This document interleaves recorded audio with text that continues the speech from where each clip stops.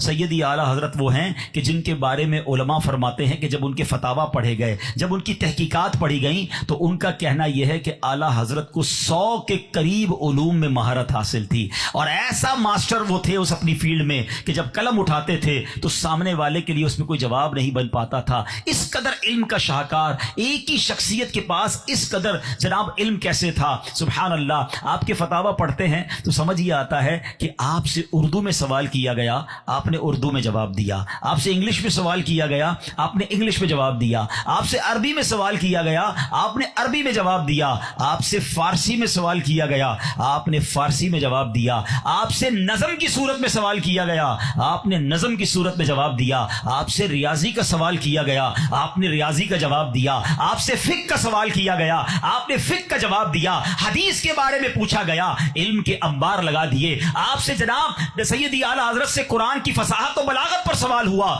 آپ نے اس کا جواب دیا۔ جس علم میں آپ سے سوال ہوا، علماء نے یہ ڈیٹیل کیسے بنائی کہ 100 علم معلوم تھے، وہ لسٹ بناتے گئے کہ جو پوچھا اس پر ایسا جواب دیا کہ جب اس پر غور کیا تو عقل حیران ہے کہ یہ کیسے جواب دیتے تھے، کتنا پیچھے علم موجود تھا۔ ریاضی کے بڑے بڑے پروفیسر جاتے تھے، پوری دنیا میں جا کر جواب نہیں ملتا تھا، در اعلیٰ حضرت پر جاتے تھے، اس مولوی صاحب کے پاس جاتے تھے جس نے کسی یونیورسٹی کا منہ نہیں دیکھا تھا، مگر جب وہ جواب دیتے تھے تو ان پروفیسرز کی جو جرمنی جانا چاہتے تھے مسئلے کے حل کے لیے، وہ حیران تھے کہ ان کو کیسے یہ جواب ملا۔ تو پتہ یہ چلا کہ جن پر نگاہ مصطفیٰ ہوتی ہے، جن پر سرکار کی عطا ہوتی ہے، ان کے دل علم کے سمندر بن جایا کرتے ہیں۔ تو اب ایک اور زبردست بات، بڑا خوبصورت اور لطیف نکتہ کہ جناب 100 علوم میں، 100 نالج میں، 100 ٹائپ آف نالج میں آپ سے کوسچن ہوئے، اپروکسیمیٹلی آپ نے ان تمام شعبوں میں شاہکار جواب دیے۔ تو اب اس لیے علماء کہتے ہیں کہ کم و بیش 100 علوم میں آپ کو دسترس حاصل تھی، مگر ایک بڑا لطیف نکتہ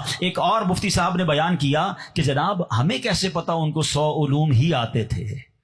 ہم نے تو 100 علوم پر پوچھا نا، جتنا پوچھا انہوں نے جواب دے دیا،